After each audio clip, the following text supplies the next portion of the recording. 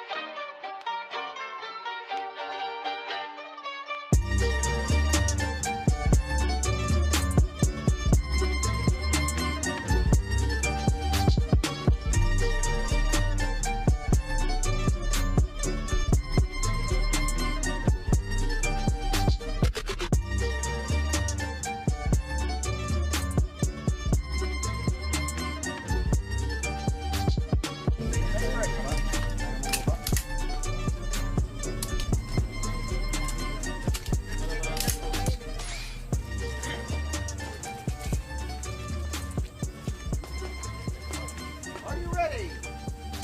Stand by.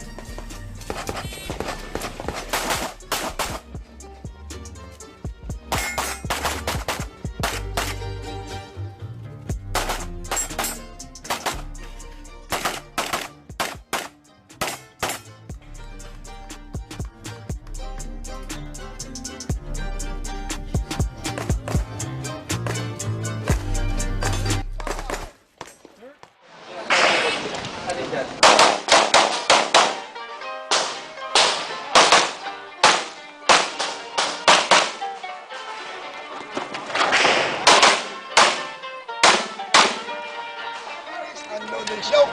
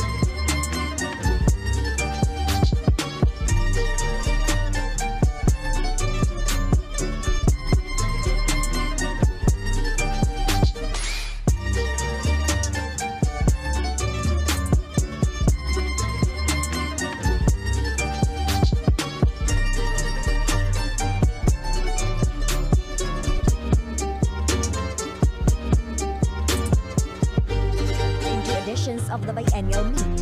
The Philippine team clinched a gold and a silver in the men's and women's team problem-solving events.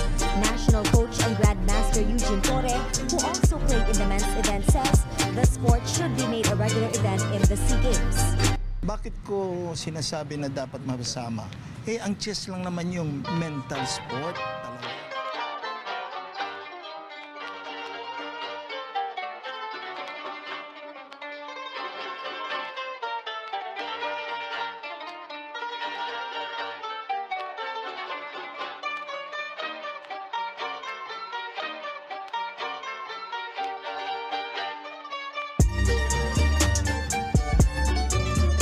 ベガ6コースタイのラタジャイ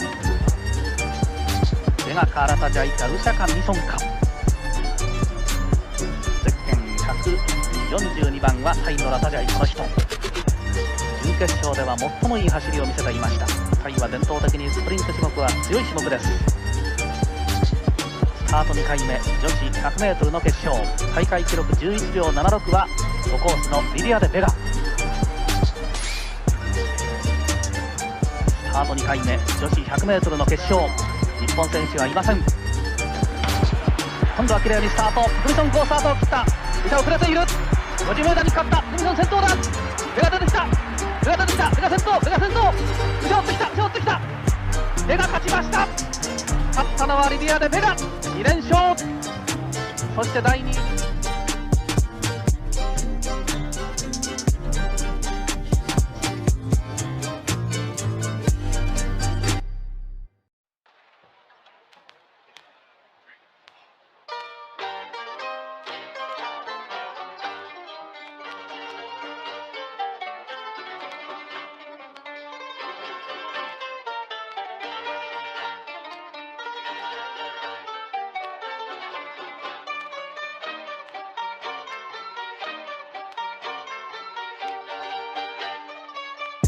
But he could stun. I don't exactly blame him. I wouldn't be in a hurry to shoot this either. He's banking it. He's calling a cross-corner bank. It's a little teaser for our upcoming One Pocket event. Oh my God! Oh my God! What a shot! And perfect shape. Good shot. Perfect man. shape. Good Alex shot. has a huge smile on his face. God damn. It ain't over, guys. It ain't over.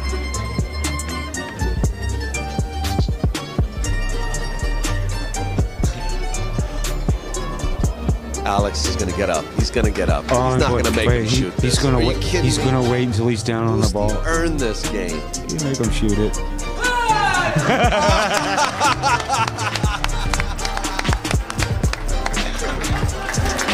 Wow. Francisco Bustamante defeats Alex Pagulayan. Hill. Wow. What a match. What a match. How many people would have banked that ball? Only that guy. Only that guy. Wow. Wow.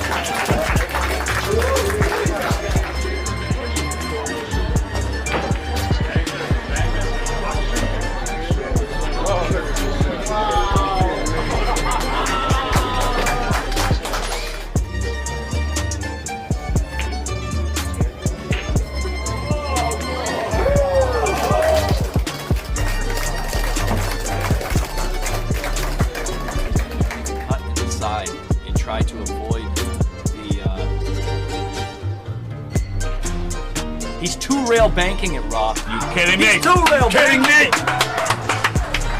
Oh my God.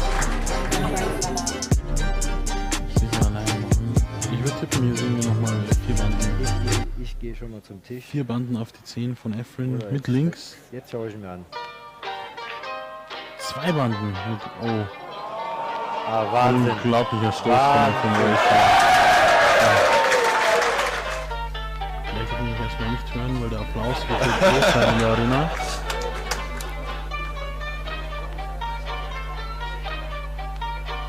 Fabs, du hast ja dann gleich zu tun. Ich sag jetzt schon mal vielen Dank fürs Mitkommentieren. Vielen Dank, gerne. Gleich wird der Applaus explodieren und man wird ihn sicher hören.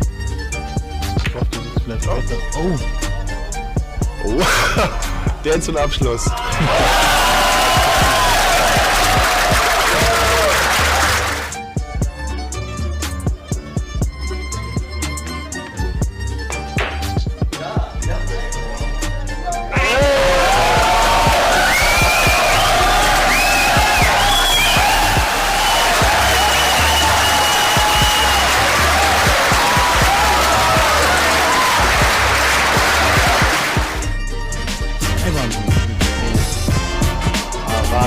Unglaublicher Stoß. Oh, der zum Abschluss.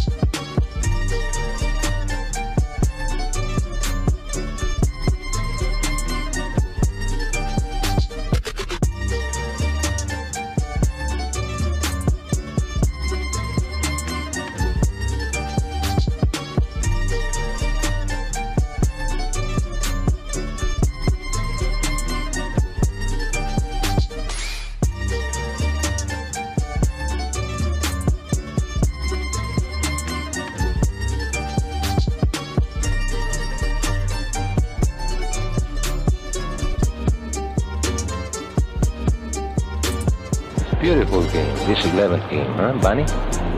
Beautiful game. We are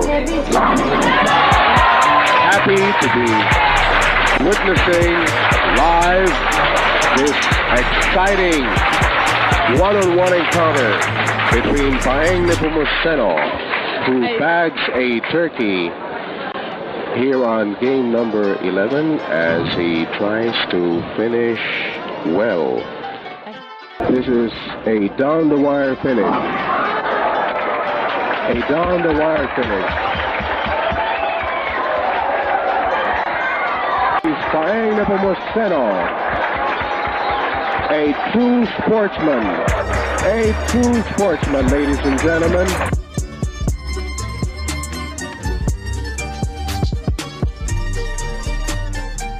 So Paeng Nepomuceno left the lead he had flip. Now 7 pins in the match at the halfway mark of the last game of the 3-game final. 7 pins in favour of 23-year-old Paeng Nepomuceno, who rolls a strike. Oh, the crowd says it all here. Here is our 1980 Bowling World Cup champion, Paeng Nepomuceno from the Philippines. Paeng Nepomuceno receiving the first place prize, new 23-year-old Bowling World Cup champion, Paeng Nepomuceno from the Philippines.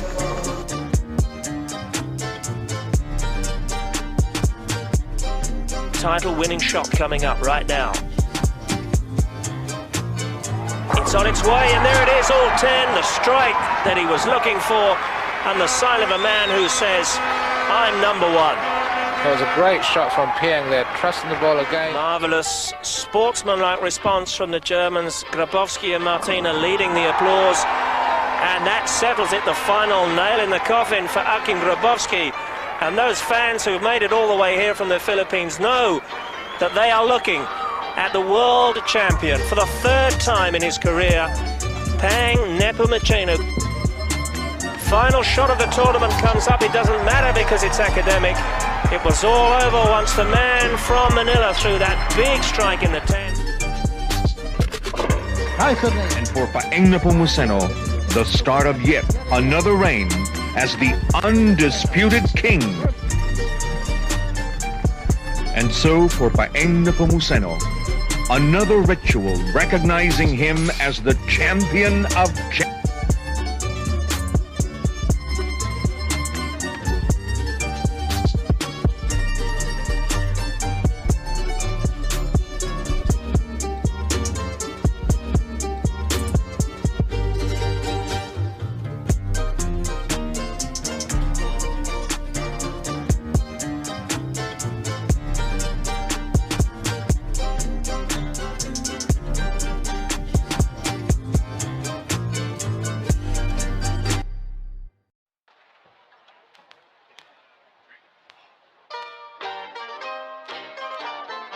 Up to those guys. Bill James, the great baseball sabermetrician, had a way of ranking baseball players that I came across as a kid and thought, that's really smart. You have to rank them at their best and then also over the course of their careers. Because when you have that argument, are you talking about who accomplished the most or what heights did they reach? What peak did they reach? Take either for Pacquiao. Take his peak. Was it at 140 pounds? When he obliterated Ricky Hatton, Miguel Cotto, and then Oscar De La Hoya, though that was at 147. Was that Pacquiao's peak? Because remember, that's when the Mayweather-Pacquiao hype actually reached fever pitch. Oh my God, these are two of the best fighters we've ever seen. And they're both in their primes, in the same weight class at the same time. We have to see that fight. So Pacquiao's peak was just about as good as anyone in history. Now, I'd have favored Mayweather back then. He's the naturally larger fighter, and that's the point. When you talk about pound for pound, if a fighter moves up out of his natural weight class and can still compete with the best who ever did it, what does that mean about the quality of that fighter's prime, pound for pound? And then when you look at the career accomplishments, Pacquiao as a 40-year-old just beat, as I mentioned, the third best welterweight in the division, except really Pacquiao's the third best welterweight in the division. But do you realize he turned pro as a 16-year-old pro? Not even 5 feet tall, not even 100 pounds, and won his first lineal title a couple of years later as a flyweight. Didn't turn pro as a flyweight, won the lineal championship of the world, and then skipped up a couple weight classes and started tearing through divisions. Was a late-minute replacement against Lelo Ladwaba, who was considered a guy on the rise on pound-for-pound list, top 10 type, maybe a heavy favorite. Pacquiao destroyed him in such a way, we wondered, what could he do against Marco Antonio Barrera? Well, let's not get ahead of ourselves. Barrera may be a little long in the tooth, but he's still one of the best ever. Pacquiao, what he did to Barrera was scary, the way he dominated Barrera. It's the kind of fight that I'll never forget watching. Oh my God, I've rarely seen a performance like that. Had a great series of fights with the still great Eric Morales. I mean, when you think about what Pacquiao did from flyweight to 154 pounds, from a teenager till 40 years old, and when you consider the heights he reached, you're talking about certainly one of the best pound-for-pound fighters of all time. I believe, considering the fact that he's a much naturally smaller fighter than Mayweather, a better pound-for-pound fighter than Floyd Mayweather, and actually a guy who has a case. Whether you think he'd win it or lose it, he has a case. He could submit his resume and say, I want consideration as the best fighter who's ever lived.